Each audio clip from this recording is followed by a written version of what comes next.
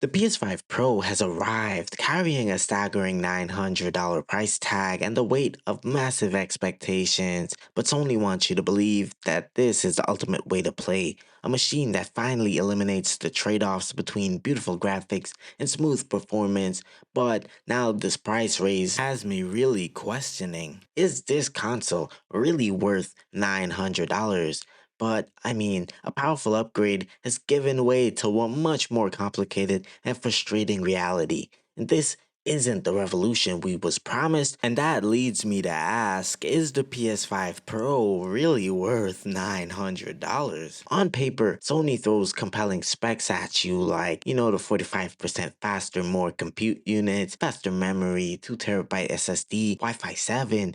They're marketing the holy grail out of console gaming, 4K resolution at 60 frames per second with full ray tracing, all propped up by its PSSR upscaling. But the premium experience being sold simply isn't what you get. In a damning indictment of the machine, some games have reportedly performed worse than on the standard PS5, plagued by shimmering features and unstable images, which is completely unacceptable for a so-called premium hardware. PSSR on PlayStation is actually the core of the Pro's questionable sales pitch. It's an AI-powered upscaling technology that rebuilds the lower resolution image to look like 4K, and in theory it delivers sharper visuals and lets developers hit 4K 60 FPS without the native performance cost, eliminating the choice between performance and quality modes. But the biggest problem and the console's fatal flaw, or one of them, is that the games need a specific patch to even use this hardware. The list of Pro enhanced titles includes over 100 games, but that leaves a massive library of thousands with almost no benefit. Unpatched games only use PS5 Pro Game Boost, which might offer some more stable frame rate, but it is absolutely not the promised visual leap. This creates a fundamentally inconsistent experience where one game might look incredible and the next leaves you wondering, where did my $900 just go? But when a title is fully optimized, the results are admittedly impressive. Games like Cyberpunk 2077 dedicated ray tracing pro mode makes it the most visually stunning version on any console, but in Alan Wake 2, the Pro 60 FPS performance mode can even look better than the base PS5 30 FPS quality mode. These are the exceptions used to sell a promise that the console rarely keeps. The launch of Silent Hill 2 Remake was a perfect example of the Pro's stumbles, with players reporting distracting shimmery textures and unstable pictures. Even with all this supposed power, many games still force a choice between performance and quality. The improvements feel like diminishing returns over the already great looking base PS5. A subtle improvement is absolutely not worth hundreds of extra dollars. But the hidden cost is like, do you even have the right TV for this? Because I know when I had to get my PS5, I needed to buy all new screens, all new monitors. I needed to get upgraded with HDMI 2.1, stuff like that. But I feel like, gamers are really skipping this step. And to even pretend to get your money's worth out of the PS5 Pro, you need a TV with 2.1 HDMI, because this is non-negotiable for the best features like 4K gaming at 120 frames per second with VRR.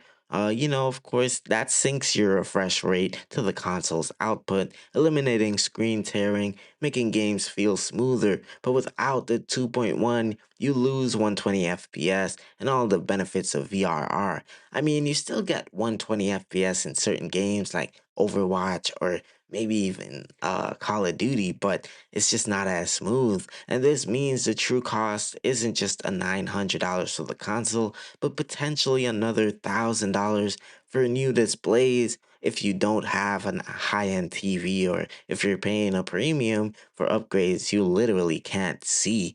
And of course, PC has to be in this picture, because you'll hear the argument like For $900, I could build a gaming PC, and a few years ago that was true. But in 2026, with skyrocketing costs of parts, it's more difficult than ever. Building a PC that matches the PS5 Pro's raw performance would likely cost closer to $1,400, and from a pure price to performance standpoint, on day one, the console seems really hard to beat. However, this ignores the total cost of ownership because while the PC is more upfront, it offers far greater long term value with cheaper games, no mandatory online subscription fees, and the ability to upgrade parts over time. And of course, you're on a PC, so you can use it for stuff that has absolutely nothing to do with gaming.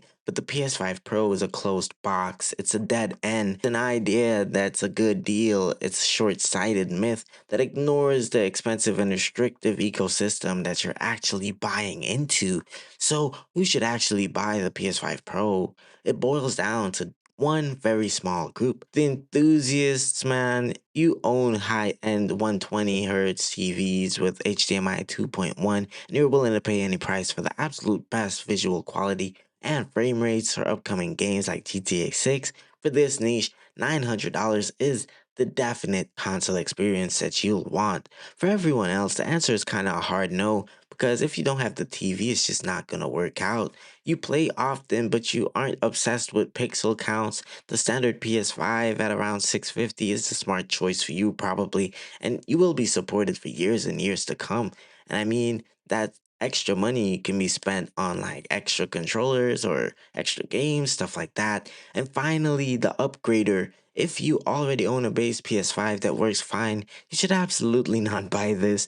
The improvements are not nearly large enough to justify spending almost $1,000 on a mid-gen cash grab, especially with the PS6 looming on the horizon coming in just next year, which is absolutely crazy to think about unless it gets delayed. But the PS5 Pro is a powerful console that fails to justify its existence really. But with all these price raises happening with PC parts, it's actually getting a bit more justifiable, but it's an evolution, not a revolution. And it comes to the ridiculous price of $900. The bigger story here is Sony's alarming new trend. The company has raised the PS5 price multiple times since 2020, something almost unheard of in console history, and a $900 mid gen refresh sets a worrying precedent. If this is the true cost of a pro model now, we are looking at $1,000 plus for the PlayStation 6 when it does drop. This pricing strategy is bad for gamers and bad for players, and it's just bad for the industry overall. So, what do you think? Is the PS5 Pro a necessary upgrade for the select few, or just a sign of an overpriced future? Let me know down in the comments below, and if this video helped you save some money, please consider liking and subscribing. I am here all week. Thanks for watching, and I'll see you on the next one.